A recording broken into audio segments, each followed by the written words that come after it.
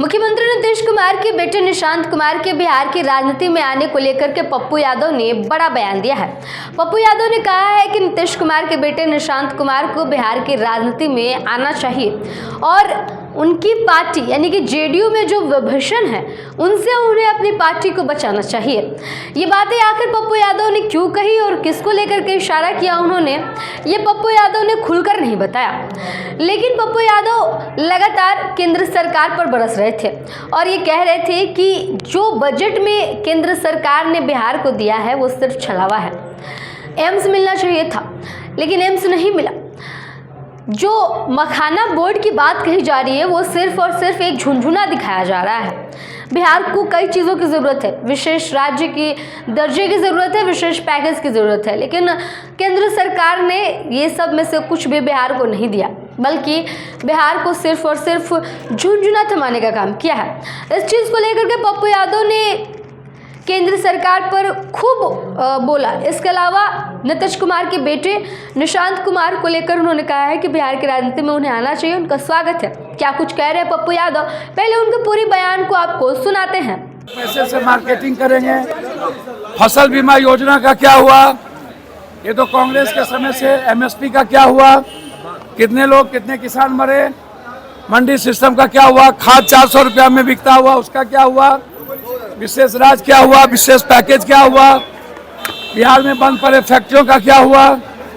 Hard dam का क्या हुआ? अब मखाना बोर्ड को जबरदस्ती हमारे यहाँ चाय का पत्ती, किशनगंज में हमारे यहाँ अनानस की खेती, मक्का, सीमांचल कोसी से सब ले जा रहे हो। क्या हुआ? हमारे एयरपोर्ट का, रक्सौल एयरपोर्ट का क्या हुआ? मुजफ्फरपुर का क्या हुआ? भागलपुर एयरपोर्ट का क्या हुआ? डालमिया नगर फैक्ट्री का क्या हुआ?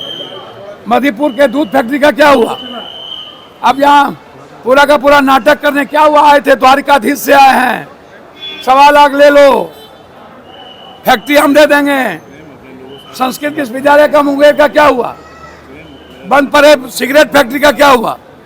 जूट मिल का क्या हुआ? सिल्क फैक्ट्री का क्या हुआ? बंदूक फैक्ट्री का क्या हुआ? जमालपुर के रेलवे का क्या हुआ? सब छीन लिए। अब आप यहाँ फिर से सियासत करने, अब नीतीश कुमार को इन लोगों को मारना है, खत्म करना है बीजेपी वाले को, तो उसमें क्या करना है? अब विभीषण जदयू के ही काफी लोग हैं। सीमांचल से सब कुछ छीन के पहले ले गए कोसी से, अब छीनने लेंगे। कल बंद कर रहे हैं पूर्णिया कटिहार, हाँ कल बंद करेंगे। जरूरत पड़ेगी कोसी सीमांचल बंद करेंगे, जरूरत पड़ेगी तो एक भी ट्रेन दिल्ली नहीं जाने देंगे। संजय झा जी याद रखिएगा, हम भी पप्पू यादव हैं, आपको जितना दम है लगा लीजिए। आप राजनीति करते हैं कोसी सीमांचल के साथ, पहले भी आप एम्स ले गए, एम्स मिलना चाहिए, लेकिन सहरसा का एम्स छीन करके आपने अच्छा नहीं किया। नीतीश कुमार के बेटे को एकदम अच्छी बात है, आना चाहिए। नीतीश कुमार जी के बेटे का पूरा अधिकार है, सौम्य है, विनम्र है, पहले ही लेट कर दिए, एकदम आना चाहिए। और बेटे आएंगे तो विभीषण लोगों से जनता दल यू बचेगा, बेटे को नेतृत्व करना चाहिए। कांग्रेस मजबूत है, मजबूती के साथ चुनाव लड़ेगी। हम और कन्हैया जी हमारे महासचिव जी के साथ मिलकर हम लोग मजबूत करेंगे। कांग्रेस महागठबंधन को मजबूत करने आई है। कांग्रेस बड़े भाई की भूमिका में चुनाव लड़ेगी। कांग्रेस अपने कॉस्ट पर चुनाव लड़ेगी, किसी के कॉस्ट पे नहीं। तो सुना आपने पप्पू यादव को निशांत कुमार की राजनीति में आने को लेकर के उन्होंने कह दिया है कि निशांत कुमार अगर राजनीति में आते हैं तो उनकी स्वागत है।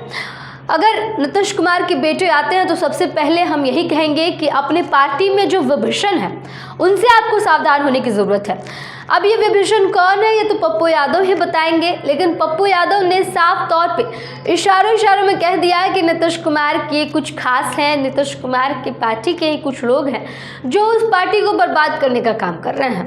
नीतीश कुमार की पार्टी वरना बर्बाद हो जाएगी। अगर निशांत कुमार आकर अपने अंदर पार्टी के अंदर जो विभीषण है उनको नहीं पहचानते हैं तो आगे चल करके काफ़ी दिक्कत हो। इस बात को पप्पू यादव ने कही और यही सेम चीज़ जो है वो तेजस्वी यादव ने भी कही।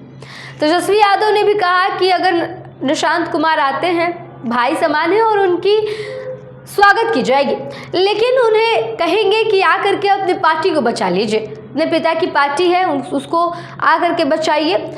इस बयान के बाद अब पप्पू यादव का बयान आता है और उन्होंने भी कहा कि निशांत कुमार को आकर अपनी पार्टी में छुपे विभूषणों को पहचानना चाहिए।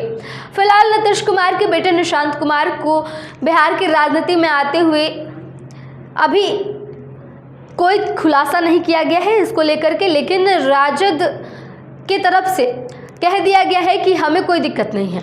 वहीं पप्पू यादव ने भी कह दिया है कि अगर निशांत कुमार आते हैं तो वो स्वागत करते हैं, बिहार की राजनीति में उनका आना चाहिए उन्हें।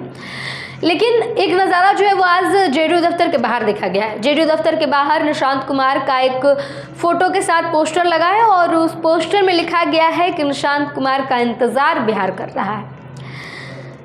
इस पोस्टर से साफ जाहिर होता है कि कहीं ना कहीं जेडीयू के जो लोग हैं वो भी अब जोरों शोरों से निशांत कुमार की बिहार की राजनीति में स्वागत की तैयारी में लगे हुए हैं।